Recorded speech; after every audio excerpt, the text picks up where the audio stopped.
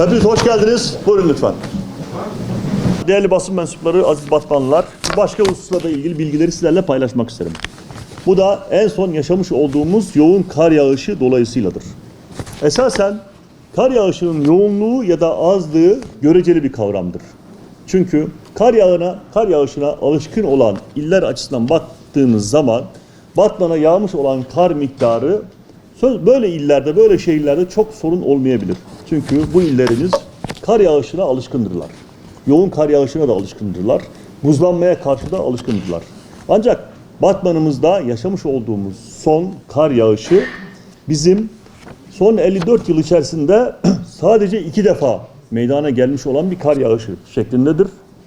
Bundan önceki 2006 yılında benzer şekilde bir kar yağışı olmuş.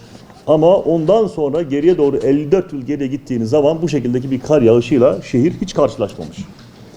Dolayısıyla da en önemli hususlardan bir tanesi kar lastiği.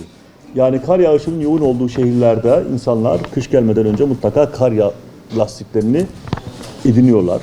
Bizim en önemli problemimiz de bir tanesi alışkanlık olmadığı için de en önemli konulardan bir tanesi gündem olarak bu duruyor. Ama onun dışında diğer devlet olarak almış olan tedbirlerle ilgili pek çok şey sizlerle bir paylaşayım istiyorum. Bunlardan bir tanesi bizim kar yağışının başlamasıyla beraber öncesinde biz gerekli tedbirlerimizi kurumlar bazında almıştık. Ve kriz masası, kriz yönetim merkezini AFAD binamız bünyesinde faaliyete geçirdik.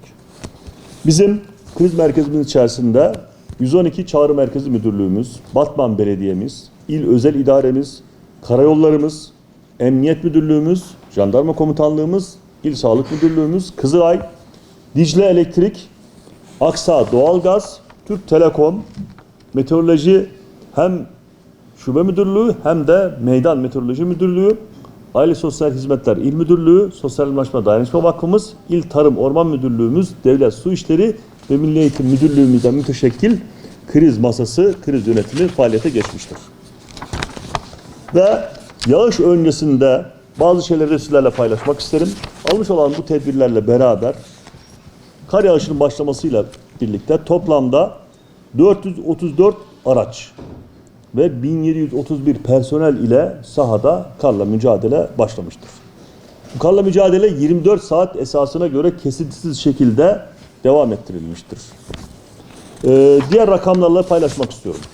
Bir tanesi toplam ne kadarlık bir yol ağını biz karla mücadelede ulaşıma açtık.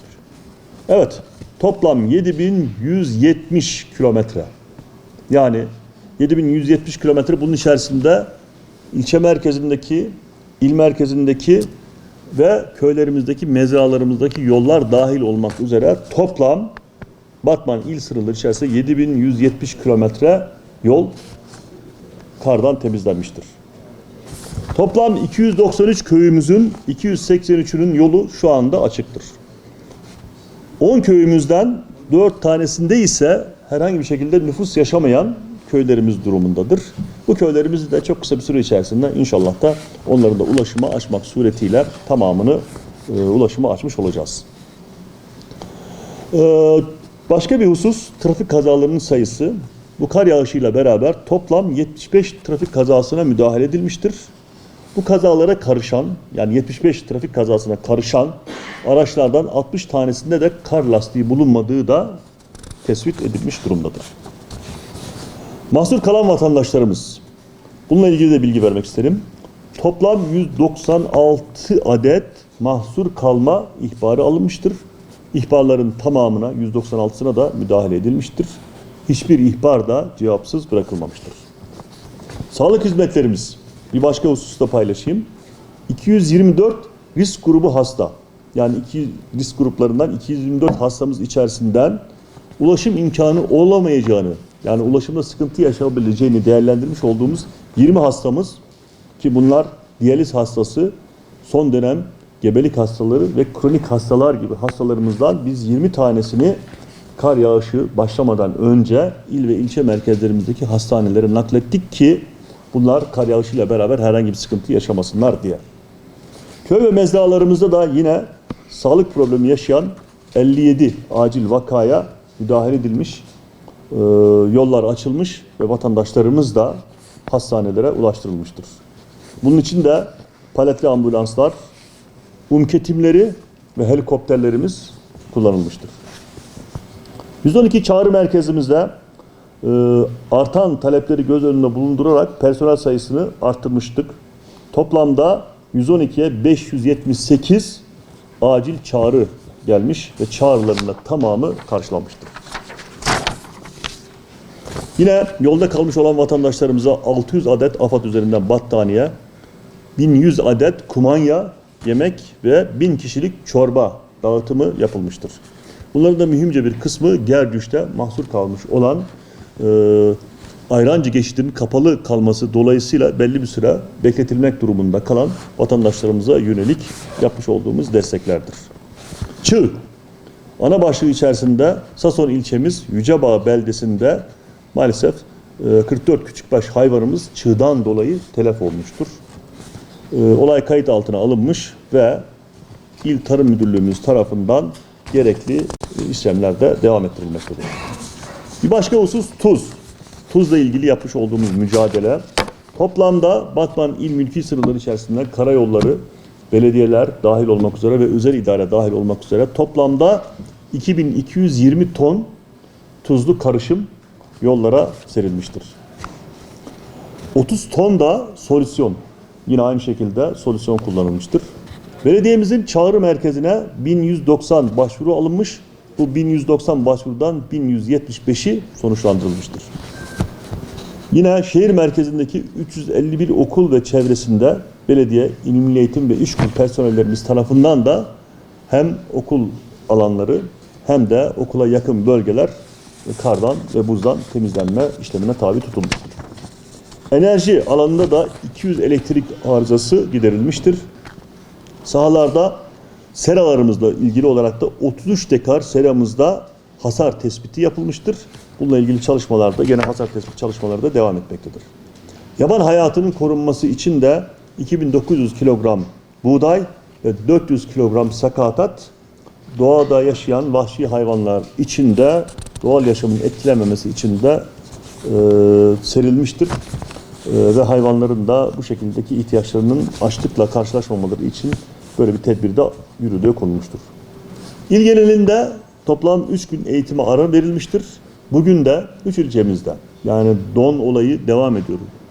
Sıcaklıklar aşırı derecede düşük olduğu için yollar ulaşıma açık olmasına rağmen buzlanma riski nedeniyle taşımalı eğitim kapsamındaki okullarımız ilçe merkezlerinde eğitim devam ediyor, il merkezinde devam ediyor. Sadece taşıma merkezi olan okullarımızda kısmi süreli eğitime ara verme işlemine devam ediyoruz. Güncel durumda da gene aynı şekilde bu gece de don ve buzlanmaya karşı uyanık kalmaya devam etmemiz gerekiyor. Özellikle vatandaşlarımızdan kendi saatlerinin donmaması için, patlamaması için tedbir almaları önemlidir. Ve küçük bir tedbir yine damlama yapacak şekilde, hafif bir damlama yapacak şekilde eğer su şebekelerinde bir musluğu açık bırakırlarsa bunu da izolasyonu olmayan evler için, yani ısı izolasyonu almayan evler için söylüyoruz. Eğer bir şekilde bırakırlarsa da yine aynı şekilde donma riskine karşı tedbir alınmış olacaktır. Bir başka uyarımız zirai don. Bunun için de çiftçilerimiz de kendilerince alınması gereken tedbirleri var ise eğer özellikle seralarda bununla ilgili tedbirler alınmaya devam edilmek durumundadır. Ve son bir konu çığ tehlikesi. Çığ tehlikesi riskimiz de devam ediyor. Bununla ilgili de vatandaşlarımız da kendi durumlarına uygun tedbirleri almaları noktasında uyarıyoruz. En son konumuz, bir önceki asayiş toplantımızda ilimizde almış olduğumuz, şehir merkezinde almış olduğumuz trafik tedbirlerinden bahsetmiştik. Yani yollara bariyer koymak, yine aynı şekilde Diyarbakır Caddesi'ni boydan boya yine çitle geçmek gibi tedbirler de bu tedbirler. Ve yine yeni trafik düzeni kavşaklarda özellikle almış olduğumuz trafik tedbirleri. Bunların kaza sayıları için de bizim açımızdan verimli sonuçları ortaya çıkartmasını beklediğimizi ifade etmiştim. Şimdi bu sayıları sizlerle paylaşmaktan büyük bir memnuniyet duyuyorum. 2024 yılı Aralık ayı ile 2025 yılı Aralık ayı karşılaştırması yapıldığı zaman toplam trafik kazalarının sayısında %29'luk bir azalış meydana gelmiştir. Tam da aradığımız ve beklediğimiz gibi bizim trafik kazaları sayımızda da bu şekildeki bir düşüşü sağlayabiliyor olmaktan da büyük bir memnuniyet duyduğumu ifade etmek istiyorum. Bundan sonraki süreçte de gene her alanda olduğu gibi trafik kazalarının azaltılması alanında da vatandaşlarımızla devlet kurumları olarak beraberce çalışmaya ve buna yönelik de mücadelemizi devam ettireceğiz inşallah. Olumlu sonuçları da sizlerle burada beraberce paylaşacağız.